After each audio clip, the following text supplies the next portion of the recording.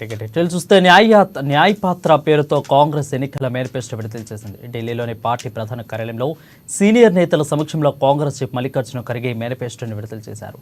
రాబోయే 5 ఏళ్లు తన విజన్ డాక్యుమెంట్లను హస్తం పార్టీ ఆవిష్కరించింది.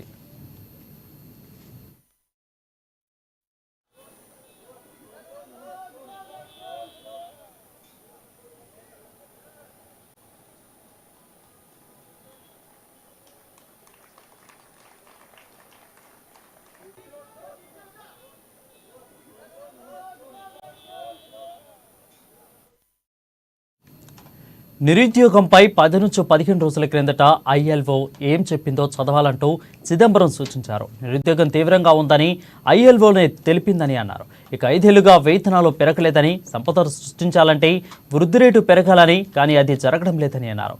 కాంగ్రెస్ గతంలో అభివృద్ధి చేసిందని, మళ్లీ అధికారంలోకి రాగానే అభివృద్ధిని కొనసాగిస్తామని అన్నారు. మోడీ పాలనలో ప్రజాస్వామ్యం బలహీనపడిందని, సంపన్నుల కోసమే మోడీ సర్కారు పనిచేస్తుందని చిదంబరం ఫైర్ అయ్యారు. That what we had predicted in 2019 has come to pass in 2024. We had said institutions will be diminished or captured. That has happened. We had said freedom will be restricted, and that has happened. We had said that the weaker sections of the people will be denied their rights and their privileges. That has happened. We had said that parliament will be diminished. That has happened. We had said that we will inexorably move towards an autocracy. We are already described as an electoral autocracy by many thinkers of the world. That has happened. While we are unhappy that what we had predicted has happened, we have in this manifesto suggested bold measures to reverse the damage that has happened in the last 5 to 10 years. The overall theme of the Congress manifesto is 3 powerful words: work, wealth, and welfare. I shan't take long. I'll explain each word in one sentence.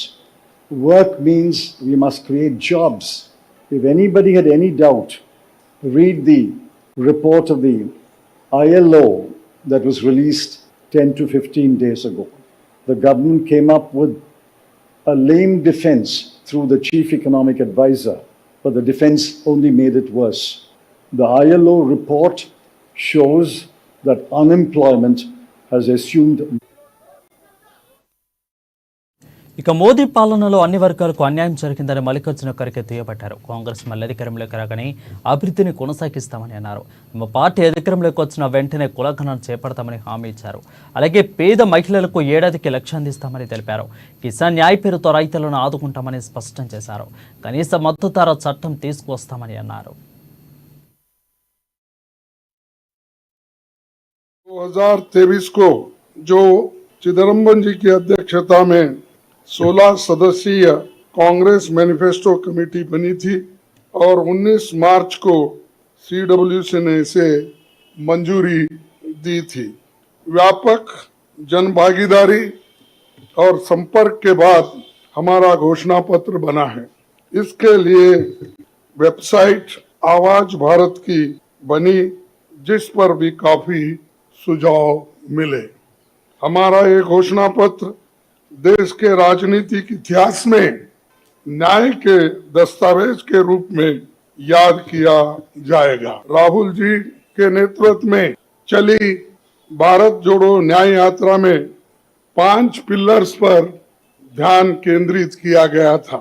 यात्रा के दौरान युवा न्याय, किसान न्याय, नारी न्याय, श्रमिक न्याय और हिस्सेदारी न्याय की घोषणा की गई थी. जहां कहीं भी हम गए इन न्याय की बात हमने करी थी और इसकी गारंटी भी. ఇది కాంగ్రెస్ తయారు చేసిన మేనిఫెస్టో కాదని, ప్రజల కష్టాలు తెలుసుకుని తయారు చేసిన మేనిఫెస్టోని రాహుల్ గాంధీ తెలిపారు. తమను ఎన్నికలో ఓడించేందుకు బీజేపీ కుట్ర పన్నుతుందని, అందుకే తమ పార్టీ బ్యాంక్ ఖాతాలను సీజ్ చేశారని అన్నారు. ఇక సిపిఐ ఈడీని ప్రయోగించి బెదిరింపులకు పాల్పడుతున్నారని విమర్శించారు.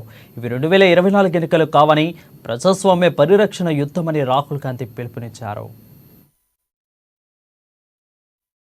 रियलिटी है कि ये जो फाइनेंशियल मोनोपोली बड़ी इंटरेस्टिंग चीज है, क्योंकि सारा इंफॉर्मेशन, सारा का सारा इंफॉर्मेशन, किससे एक्सटॉर्शन किया है, किसको कॉन्ट्रैक्ट दिया है, कॉन्ट्रैक्ट देने के बाद उसने कितना पैसा दिया है, वो पूरी ब्लूप्रिंट, पूरी की पूरी ब्लूप्रिंट इलेक्टोरल बॉन्ड्स में लिखी हुई है। तो नरेंद्र मोदी जी ने आज नहीं तो कल ऑपोजिशन को पूरी chargesheet, proof sheet electoral bonds के थ्रू पकड़ा दी है।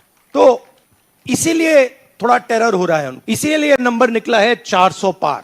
इसलिए ये महाराष्ट्र में हमारे नेता ले जा रहे हैं, हरियाणा में सब जगह हमारे नेता ले जा रहे हैं, क्योंकि इनको लग रहा है कि भैया अगर 400 पार नहीं 180 हो गई, 160 हो गई, 140 हो गई, बीजेपी के हाथ में है, बीजेपी के कंट्रोल में है। तो जैसे मैंने अपने भाषण में कहा, cricket match is a rigged match, cricket match is not a fair match. उसमें चाहे सोशल मीडिया की बात करें, आप हमारे नेताओं के, ऑपोजिशन नेताओं के सोशल मीडिया देख लीजिए, मेरा यूट्यूब देख लीजिए, मेरा फेस टाइम देख लीजिए, फेसबुक देख लीजिए, इंस्टाग्राम देख लीजिए, तो ये सारा का सारा स्ट्रक्चर कंट्रोल्ड है, रिग्ड है। इसलिए बहुत जरूरी है कि जनता इस बात को समझे कि ये नॉर्मल चुनाव नहीं है, ये लोकतंत्र को बचाने का, संविधान को बचाने का चुनाव है, और इसको लड़ना और जीतना बहुत जरूरी है। ये चुनाव 2-3%, 5% और बाकी हिंदुस्तान के बीच में चुनाव है, और जो बाकी हिंदुस्तान चाहता है